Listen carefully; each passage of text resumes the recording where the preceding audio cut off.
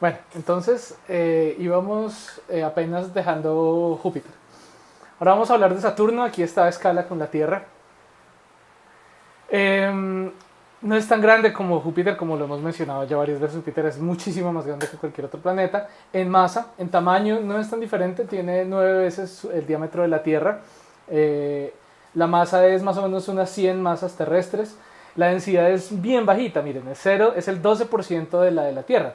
Dijimos que la de la Tierra es 5 veces la del agua, ¿sí? O sea que esto es menos de 5 veces la de la Tierra, que 5 veces sería el 20%. Entonces menos de 20% es más ligero que el agua, ¿sí? Es que el agua líquida, en densidad, ¿no? Su periodo de rotación es de 10 horas, también es muy rápido, por lo que también es un gigante gaseoso. Su periodo de traslación es más o menos unos 29 años, es lo que dura el año. La distancia del Sol es 9.6 unidades astronómicas.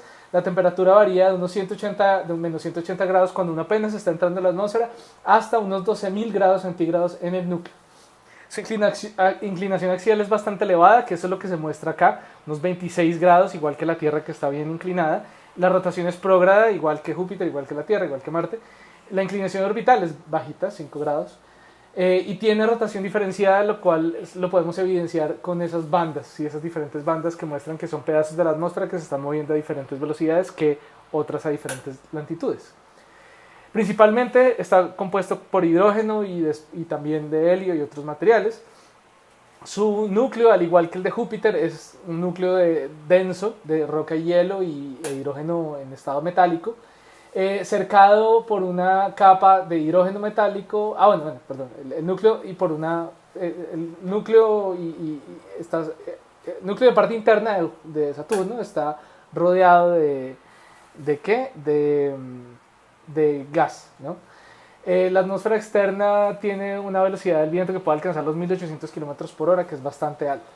La primera persona en darse cuenta que Galileo tenía anillos fue Galileo en 1610. Bueno, no se dio cuenta que tenía anillos. Él no entendió que tenía anillos. Primero pensó que eran dos planetas. Después pensó que simplemente tenía una forma extraña. El que se dio cuenta que eran anillos fue el holandés Christian Huygens en 1659. Después Maxwell, 200 años después, demostró que los anillos no eran sólidos, sino que era una agrupación de partículas de tamaño muy pequeño que reflejaban muy bien la luz del Sol. Entonces Saturno, por su inclinación orbital respecto a la de la Tierra, la vemos de diferentes maneras a través de los años, a través de las décadas. Lo vemos a veces desde abajo, a veces más como desde frente.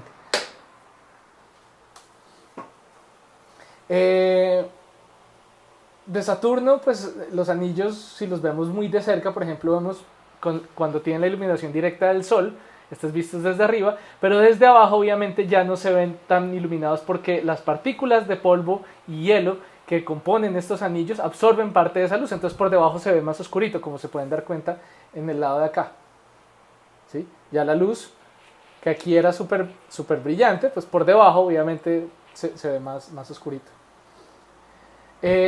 Vemos aquí un anillo mucho más alejado de Saturno que se llama el anillo F.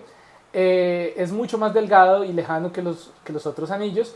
Vemos aquí dos lunas, especialmente la Pandora y Prometeo, aquí abajo, una y otra, Prometeo por acá.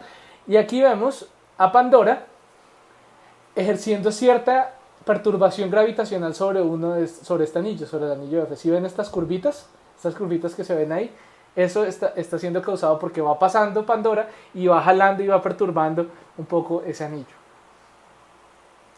Bueno, la primera persona que se dio cuenta que los anillos tenían una separación fue el italiano Cassini, y más adelante creo que alemán, se dio cuenta también que había otra separación diferente en los anillos, ¿sí? Bueno, desde cerca, esta es una imagen artística de cómo se espera que se vea.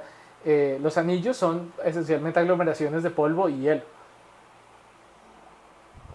Partículas que no pasan tamaño de unos máximo un metro, exagerando, no creo que sean tan grandes. No se sabe muy bien su origen, quería un poco dialogar sobre eso, porque no se sabe exactamente cuándo fue que se formaron. no parecen ser una configuración muy estable. Parece que en 100 o 300 millones de años se van a desaparecer. Hay diferentes científicos que creen que existen también hace comparativamente poco tiempo, o sea, comparado con hace cuánto existe Saturno, pues hace 4.500 millones de años, que es la edad del sistema solar.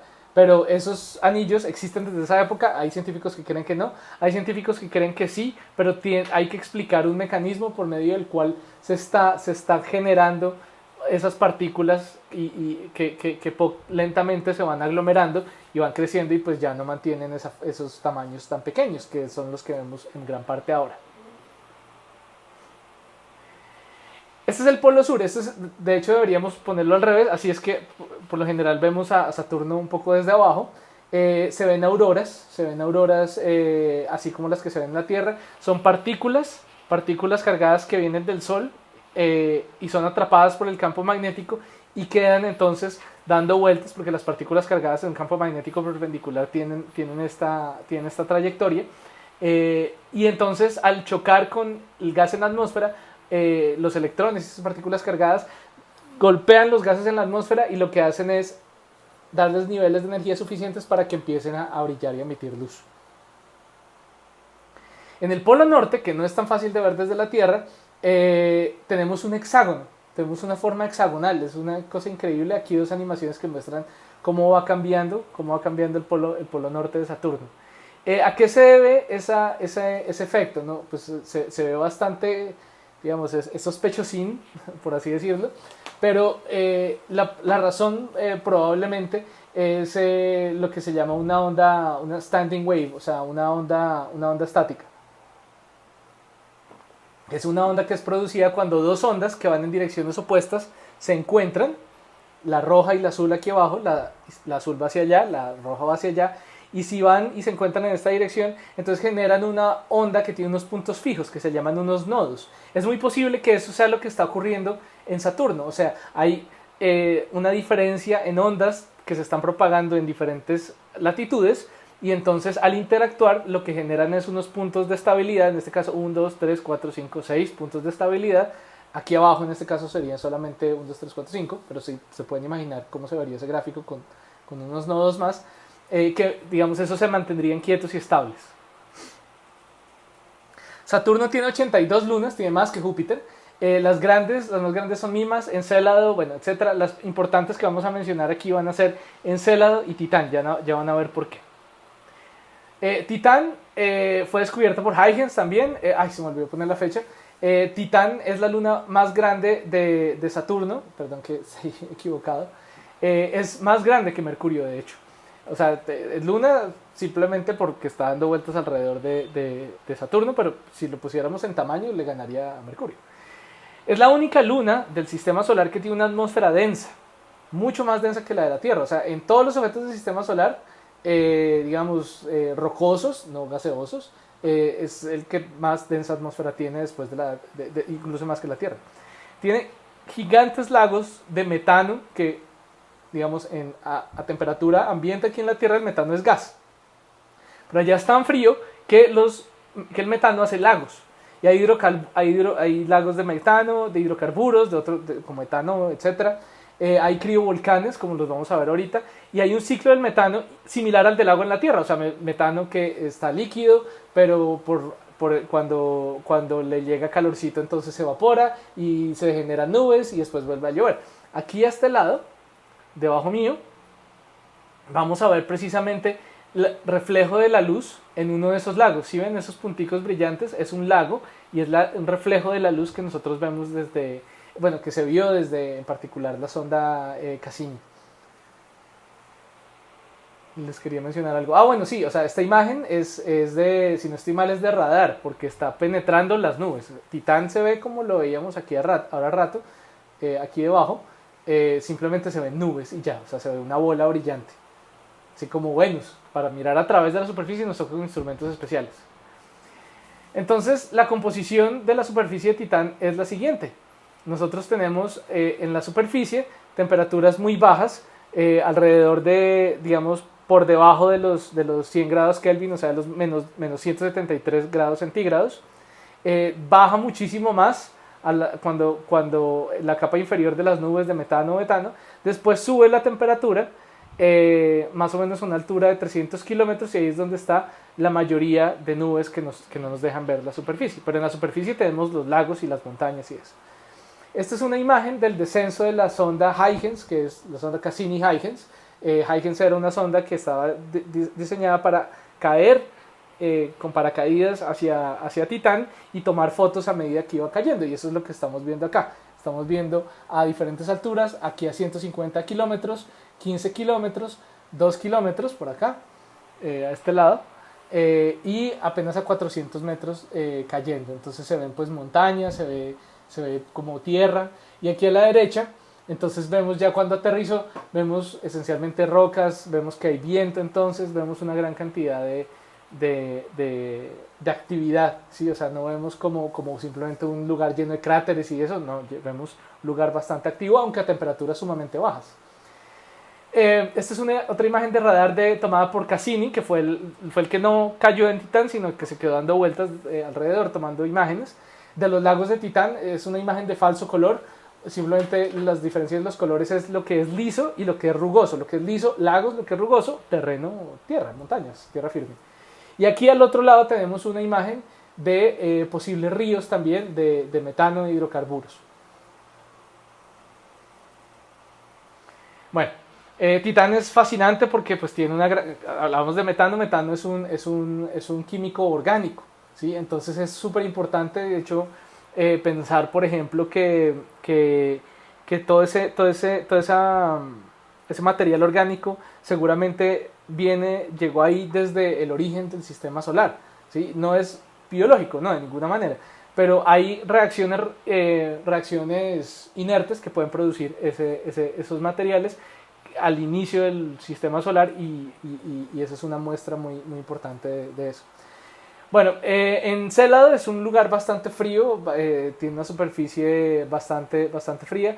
Fue descubierta también por Herschel. La anterior por Huygens, esta por Herschel 100 años después, más de 100 años después. La sonda Cassini detectó chorros como géiseres de vapor de agua y otras moléculas volátiles. Esta es Encélado, la superficie como se ve. Estas rayas de tigre que se ven aquí al lado, se ven acá, en la parte de abajo de Encélado, es los lugares como fracturas, pareciera que son fracturas en la superficie, por donde se están saliendo estos géiseres, donde se están saliendo todos estos gases de adentro de Encélado. O sea que tiene una actividad interna fuerte que de alguna manera la está calentando por dentro y está haciendo que se escape agua, que se escape bastantes gases. Entonces es bien interesante si estamos pensando, por ejemplo, en agua líquida, donde más hay agua líquida en el sistema solar. Este es Encélado comparado con Gran Bretaña, simplemente como para hacernos una idea de que no es tampoco particularmente grande, no es una luna particularmente grande. Esta es una imagen que tomó Cassini en el 2013, que volteó a mirar a la Tierra y nos tomó una foto desde Saturno, nos tomó una foto a la Tierra. O sea, es una cosa increíble el puntico azul donde estamos. Sí, o sea, así nos vemos nosotros. Acuérdense qué estarían haciendo ustedes en el 2013 y fíjense que quedaron en esa foto todos. Espero que hayan sonreído. Bueno, aquí vamos a hacer un pequeño paréntesis para hablar del siglo XVIII. Nos habíamos quedado en que Newton pues publicó todas sus ideas, pero digamos en Francia el racionalismo no dejaba que las ideas de Newton funcionaran tan bien. En el continente en general, por ejemplo, Huygens no las aceptaba muy bien, pero a medida que fue pasando el tiempo, ya en el siglo XVIII, el famoso filósofo Voltaire cogió la obra de Newton y publicó un libro como mostrando un poco, comparando el sistema de Newton con el sistema de Descartes. ¿Se acuerdan? El de los remolinos. Y dijo, el sistema de Descartes no sirve para nada. O sea, no me permite a mí predecir nada, pero lo de Newton sí. O sea, puede que Newton no me sepa explicar de dónde sale la gravedad, pero me predice todo perfecto. Entonces, al mismo tiempo, muchos grandes matemáticos comienzan a emerger en el clima pues, que después da lugar a tantos cambios sociales en Francia, como los famosos Bernoulli, ¿no? El principio de Bernoulli, Euler, del número de Euler, ¿no? Y D'Alembert, que también seguramente tal vez ustedes no lo conocen ahora, pero más adelante cuando en la carrera van a escuchar de él. Entonces el problema se convierte ahora en cómo refinar los cálculos, porque digamos, a medida que van mejorando las observaciones astronómicas, como lo veremos en algunas clases más adelante, pues se vuelven cada vez más detalladas las posiciones de todos los planetas, de los asteroides, etcétera, y entonces se vuelve un problema de cómo hacemos para hacer predicciones cada vez más y más y más precisas. Entonces uno de esos problemas que estaba muy abierto era el problema de los tres cuerpos, que es el que vemos aquí abajo. El problema de los tres cuerpos es cuando yo tengo, me imagino, tres cuerpos, uno al lado del otro, y los suelto y digo que interactúan gravitacionalmente. Un problema grande ahí es que es un problema caótico. Eso significa que yo no puedo hacer como las otras órbitas que normalmente son periódicas, sencillas, no. O sea, ustedes se dan cuenta, por ejemplo, aquí abajo esas órbitas son rarísimas, ¿sí? O sea, hacen lo que se les da la gana y a veces con esas interacciones uno de esos planetas o de esos objetos que acabo de poner ahí podría salir lejos por esas interacciones. Entonces Euler es un problema que no tiene una solución analítica, ya sabemos que no tiene una solución analítica, o sea, una solución así bonita, escrita, sino como es un problema caótico, si yo cambio las condiciones iniciales un poquito al inicio, ya espero, no sé, un rato y ya la solución es totalmente diferente, mientras que es diferente, por ejemplo, en el problema de solo dos cuerpos, Tierra-Sol, por ejemplo, pongo la Tierra a andar y si la cambio un poquito y miro a ver qué órbita coge, pues va a ser prácticamente la misma. En cambio, en el problema de los tres cuerpos no. ¿Por qué en el sistema Sol, Tierra, Luna y los demás planetas eso no ocurre? Porque el Sol es tan masivo que las demás interacciones son simplemente muy pequeñas para tenerlas en cuenta. Entonces se introducen como lo que se llaman perturbaciones. Bueno, entonces Euler ataca el problema de los tres cuerpos y dice, no, me quedó grande, a pesar que era Euler, ¿no? El del número E, ¿no? Y de otra cantidad de descubrimientos sobre matemáticas, dijo no, este problema me quedó grande, solo se me ocurre esta manera, y la manera que se le ocurre es, cojamos las ecuaciones, cojamos la posición de la partícula ahorita y pensemos dónde va a estar, o sea, viendo la posición y viendo la velocidad de la partícula, vamos a ver en un segundo dónde va a estar y en otro segundo dónde va a estar. No es una solución general, pero sí es una solución, digamos, que me permite a mí calcular, haciendo cómputos, haciendo cálculos, dónde van a estar los objetos más adelante, ¿sí? Y Euler, la verdad, lo que hizo fue tirar la toalla, pero ese ha sido el mejor método que tenemos para solucionar el problema de tres cuerpos, el método de Euler, y es un método que ahora se utiliza también en general para solucionar ecuaciones diferenciales.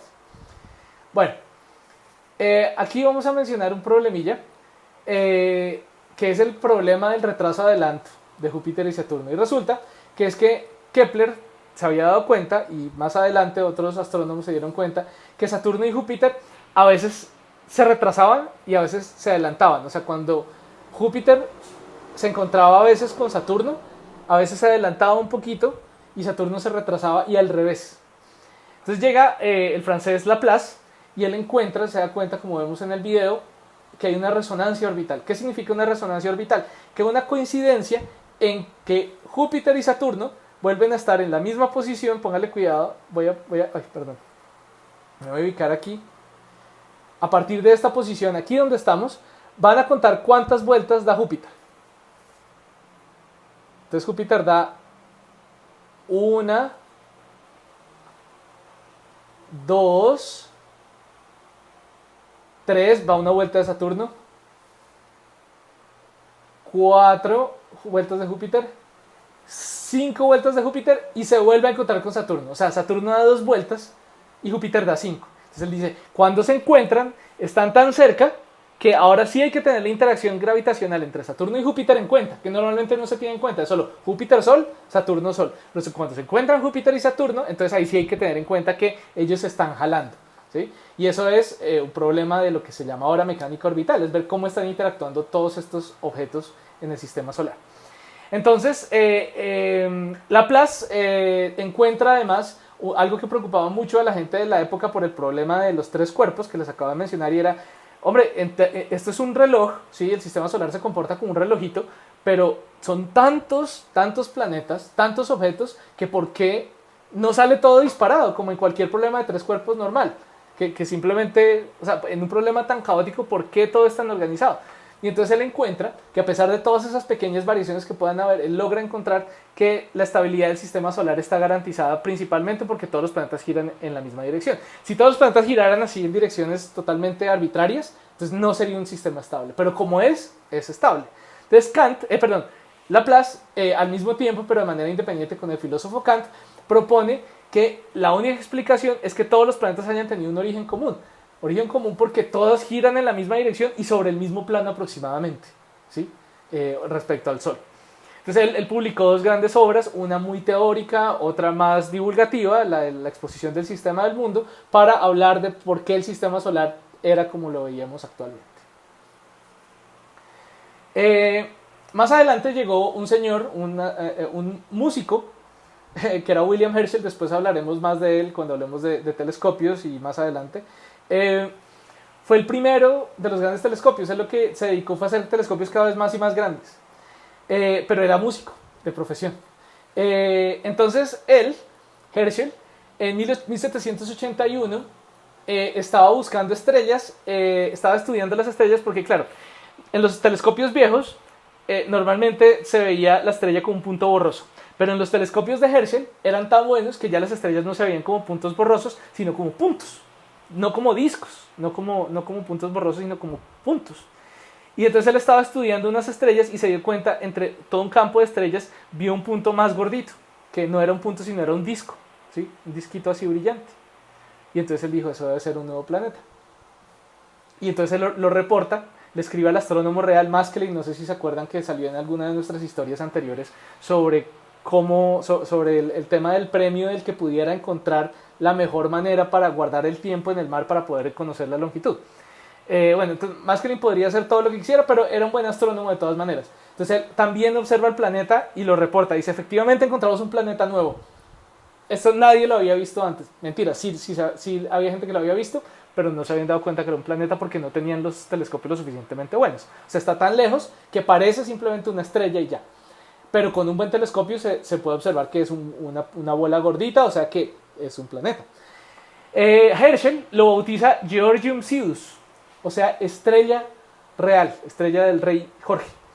El rey Jorge se pone tan feliz que le otorga un salario para que no viva más de la música, porque él le iba muy bien siendo músico.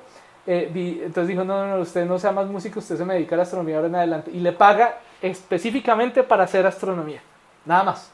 Dedíquese a mirar las estrellas. Y el man se dedica toda la vida a mirar estrellas. Después hablaremos de eso. Más adelante encontraría dos lunas alrededor de este planeta. No sé si ya se imaginan cuál planeta es. Urano. Él no le puso el nombre Urano. Urano fue el nombre que le pusieron en el continente, que ese era inglés.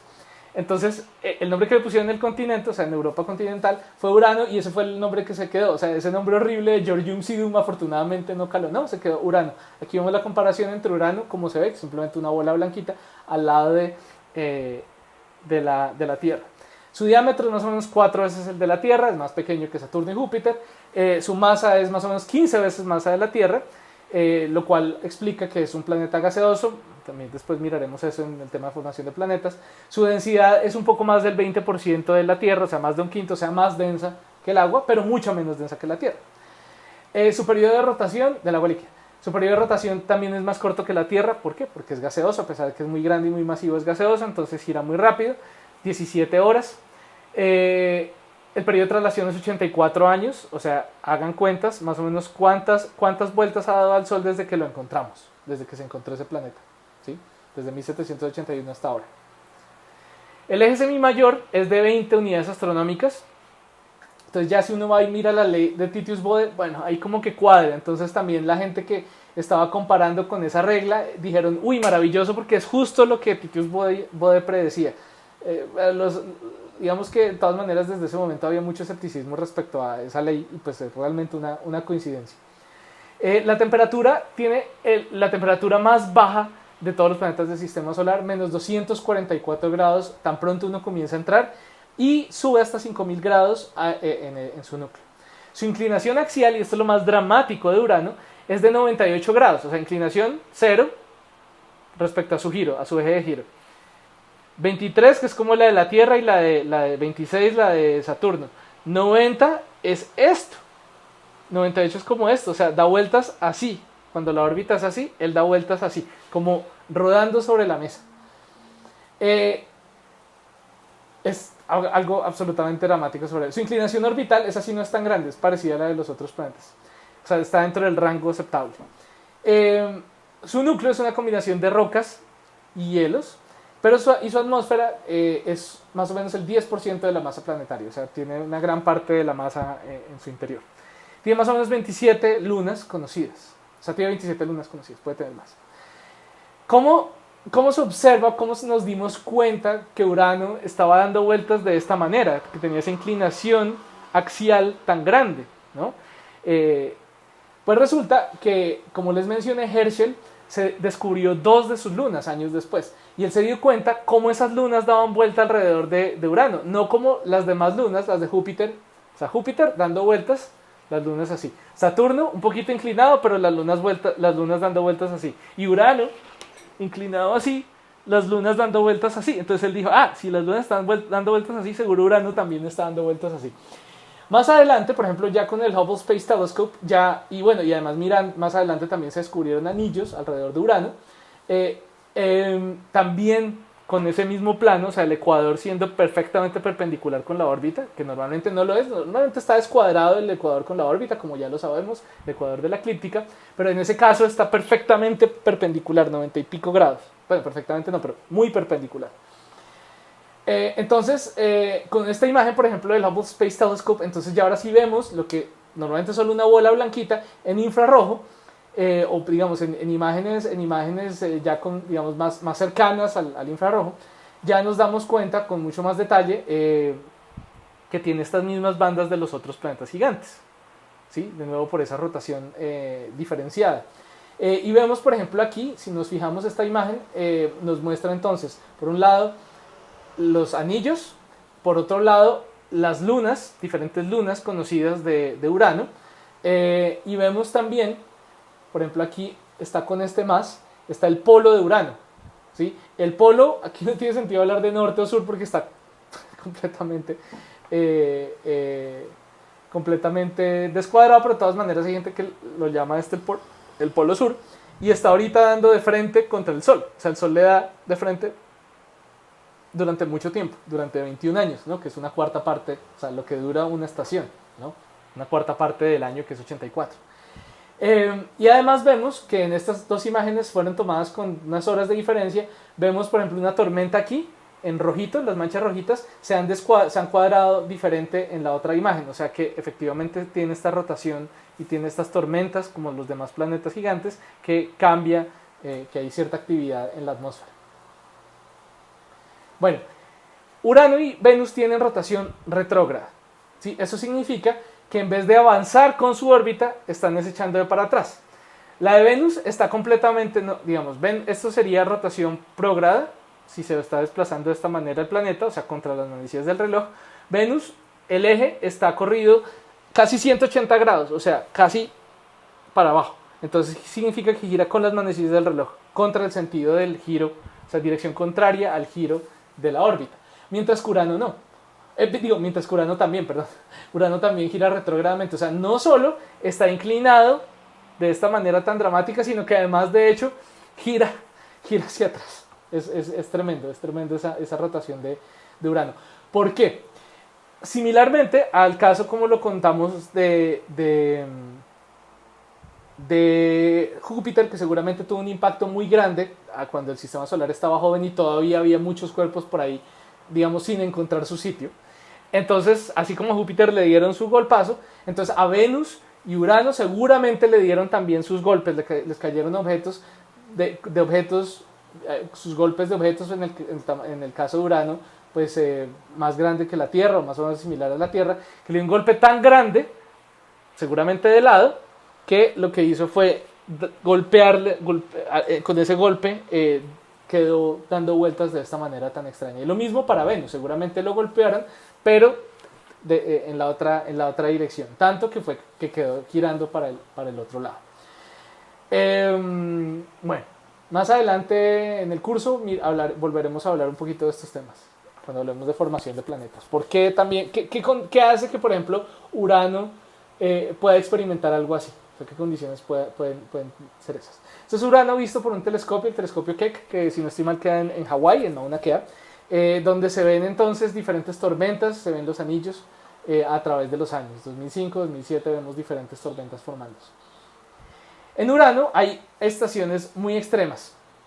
Tenemos estaciones cada 21 años. Claro, a veces el Sol le da a un polo y a los 21 años le da así de frente, como sería el equinoccio, y a los otros años el Sol le da por el otro lado.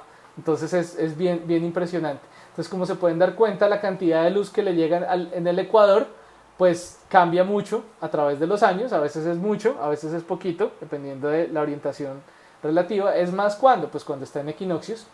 Es menos cuando, pues cuando está o polo norte-sur así, o polo norte así, sur-norte así, alrededor de, digamos, respecto al sol. O sea, no en el equinoccio, sino en los inviernos y veranos.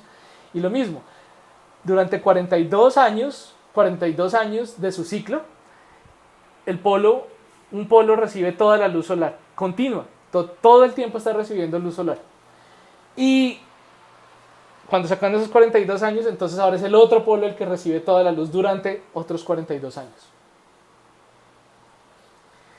Bueno, Urano, como les dije, tiene anillos muy delgados, o sea, ópticamente delgados, o sea, que no son muy fáciles de ver, pero también hechos de pequeñas partículas de hielo.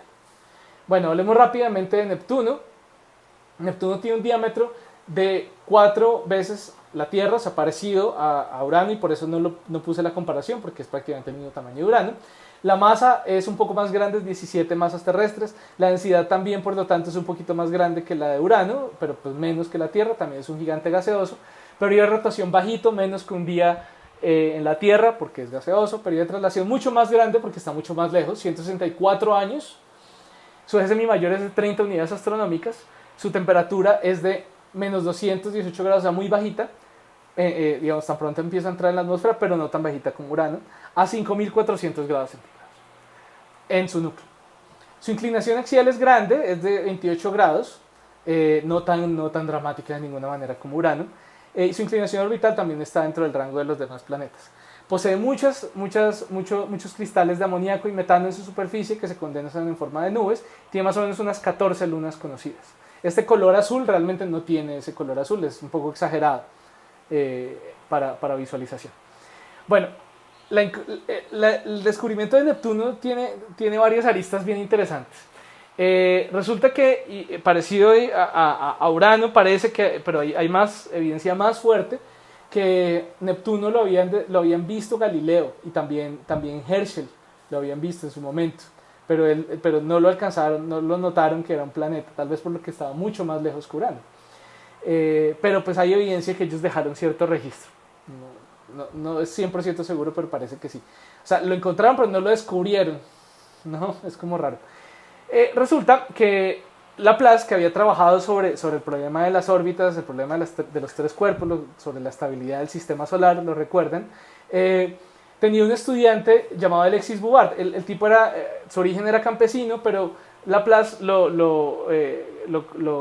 cuando el tipo era estudiante dijo, no, venga, ayúdeme y me colabora a hacer estas tablas, unas tablas de predicción del movimiento de Urano, ¿no? Y entonces publicaron esas tablas en 1821 y este señor Alexis Bouvard se dio cuenta que esas tablas estaban descuadrándose feo de la posición real de Urano. O sea, que había una predicción para dónde debía estar Urano y Urano no estaba ahí. Y a medida que iban pasando los años, esa predicción se iba peor. Entonces Laplace, cuando publicó las tablas, ya sabía que estaban mal y escribió, hay algo raro en estas tablas. Lo más probable es que haya un efecto gravitacional que algún otro planeta le está ejerciendo a Urano y que no hemos encontrado ese otro planeta.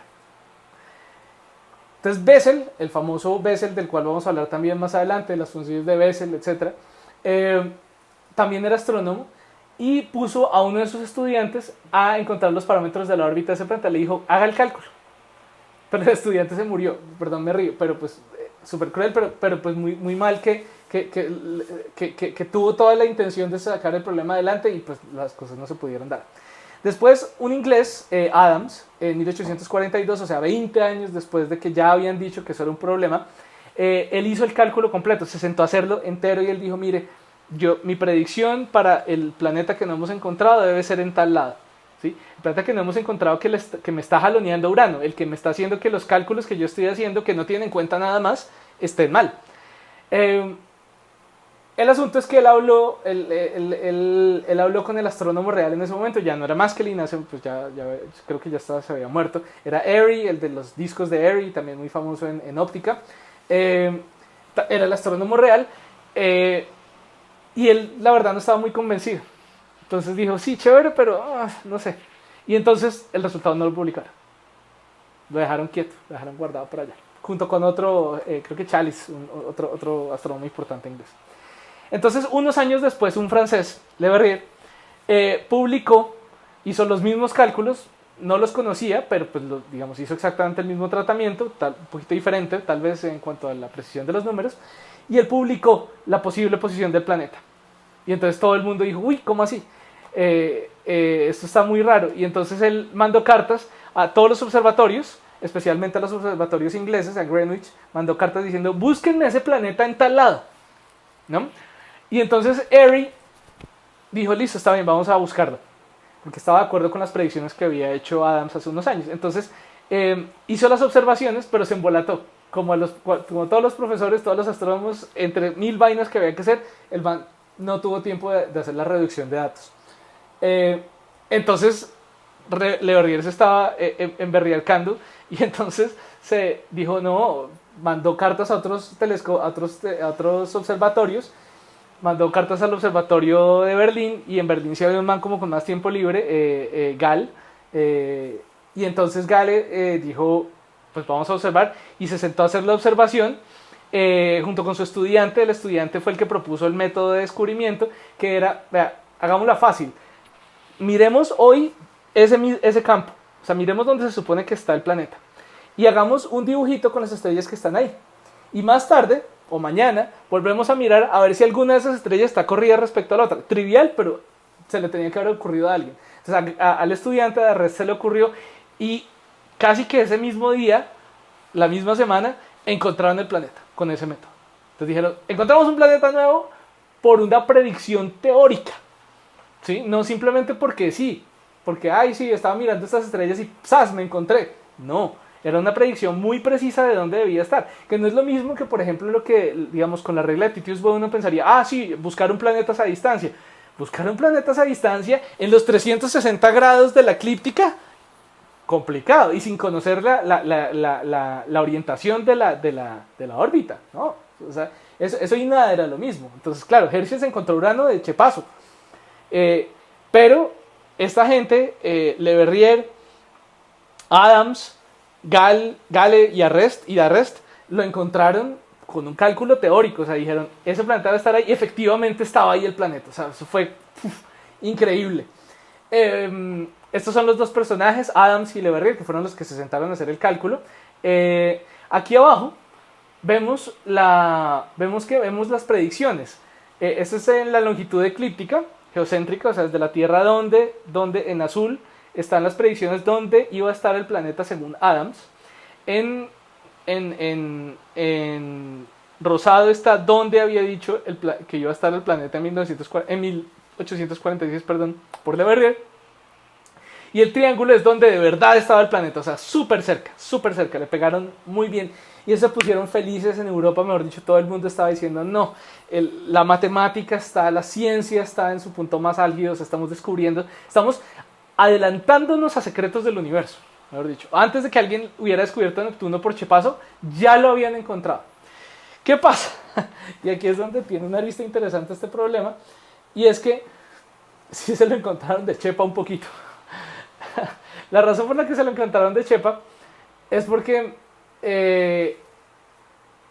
resulta que ellos calcularon una órbita, ante todo Le Verrier, que es la órbita respecto al Sol, la que vemos aquí más externa, que no es exactamente la de Neptuno. La de Neptuno es la que está más adentro. Ven que hay un descuadre feo, grande. Pero se parece justo, o sea, coincide, parecido, aquí nos damos cuenta, en los años del 1800 a 1840. Entonces, en esos años es cuando esas dos órbitas, o sea, la predicha por Le Verrier, que resulta ser falsa, y la de Neptuno real, se parecen. O sea, como que justo observaron cuando debían hacer esa observación, que es cuando, pues precisamente, Neptuno y Urano estaban más cerca, ¿sí? Como nos damos cuenta aquí al lado izquierdo, Neptuno y Urano es cuando estaban cerca y cuando Neptuno podía jalar con más fuerza ¿a qué? A Urano, y era precisamente cuando se podía notar más como que Urano no estaba solito, sino que había alguien jalándolo, que era Neptuno. Entonces, claro, unos gringos, unos estadounidenses, Pierce y Walker, así digamos, ellos muy a lo gringo dijeron, está mal, ese resultado está mal. Que la órbita de Neptuno, ustedes están reportando una órbita de Neptuno, nosotros calculamos la órbita de Neptuno, esa no es diferente.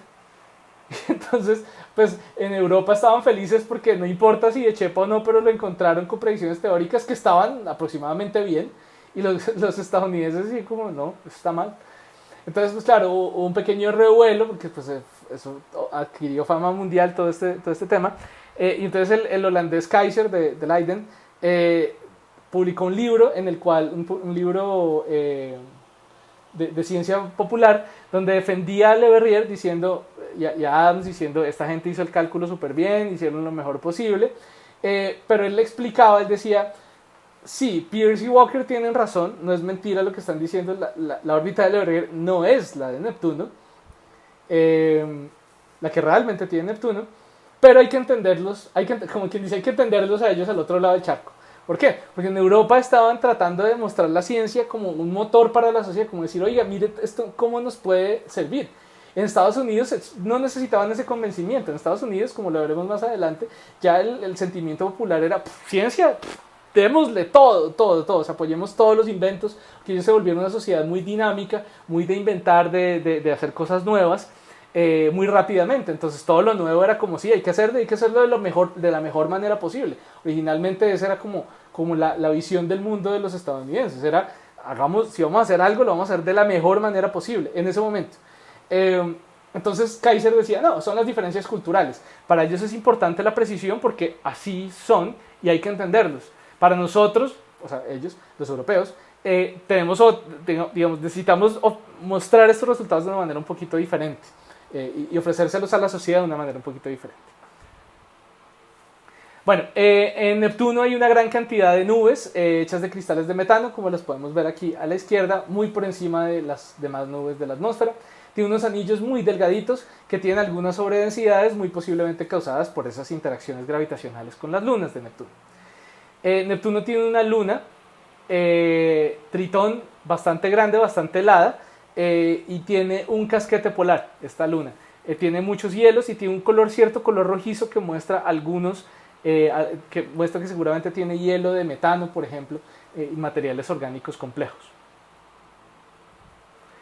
Tritón también tiene géiseres, o sea, tiene como pequeños huecos en la corteza por donde escapa material, lo que llamamos material volátil, que serían gases de diferentes compuestos. Por dentro, estos planetas se ven de esta manera. Como vimos en el caso de Júpiter, ya no estamos tan convencidos que el núcleo sea tan pequeño, seguramente es mucho más amplio. Pero en el caso de Saturno, Urano y Neptuno, esto sí es aproximadamente la composición de sus núcleos. O sea, núcleo roca, encima hielo, encima hidrógeno, por ejemplo en el caso de los más gigantes, y encima la atmósfera de principalmente hidrógeno molecular. ¿Listo? En Urano y Neptuno sí hay grandes cantidades de carbono, nitrógeno y oxígeno que las vemos en estas nubes un poquito sucias que no vemos en Júpiter y Saturno. Sí, esta es otra imagen para que le vean más adelante con más detalle, con la composición interna y también con los tamaños a escala de Júpiter, Saturno, Urano y Neptuno. ¿Listo? No mencioné que el núcleo, por ejemplo, de estos planetas igual es una gran parte, porque como tienen tanto gas, gran parte de la masa del planeta está concentrada en el núcleo. Esta es más o menos la estructura atmosférica de los diferentes planetas. Ustedes pueden mirarlo por favor con más detalle más adelante. La línea amarilla, aquí como la que vemos acá, nos muestra cómo cambia la temperatura desde que yo entro por la parte de arriba, digamos, por ejemplo, esto es en grados Kelvin, hay que quitar 273. Desde Júpiter hasta Neptuno, cómo empieza la temperatura tan pronto yo comienzo a entrar en la atmósfera y ya cuando comienzo a bajar, ¿sí? Cuando comienzo ya a ver la principal capa de nubes, que sería aquí a una altura que llamaríamos 0 kilómetros, aunque pues es, digamos, bastante bastante ambigua esa división. En los planetas jovianos, como llamamos a los planetas que se parecen a Júpiter por ser gaseosos, vemos que también tienen diferentes velocidades del viento, por lo que les mencionaba de la rotación diferencial. ¿Sí? Esta velocidad que estamos mostrando aquí es respecto a la rotación del planeta, o sea, el planeta está rotando y hay vientos que soplan más fuerte, que hace que ciertas bandas se muevan más rápido y otras que se muevan más lento. Aquí en esta gráfica estamos viendo cómo los anillos de los diferentes planetas jovianos se están comportando respecto a la superficie del planeta. Esta no es una imagen a escala, o sea, las distancias de cada planeta, sus anillos no están a escala, o sea, no es que todos estén más o menos a ese mismo tamaño, pero sí vemos que están por debajo de un límite que se llama el límite de estabilidad de marea, es decir, que más adelante, a distancias más alejadas de ese límite que es diferente para cada planeta, un objeto que yo ponga por ahí, el planeta me lo desbarata por fuerzas de marea. Eso lo miraremos la próxima clase con más detalle. Y esto es una pequeña animación, que se hizo, una pequeña animación que me gusta, que muestra el periodo de rotación aproximado de los diferentes planetas, comparativo uno con otro. Como se dan cuenta, el que más rápido va es Júpiter, el que más lento va es Venus, que ni siquiera se ve girar en esta animación. Después del más lento Venus sigue Mercurio, después Marte, después la Tierra. Después, ¿quién viene? Urano, después Neptuno, después Saturno y después Júpiter. Júpiter es el que más rápido gira.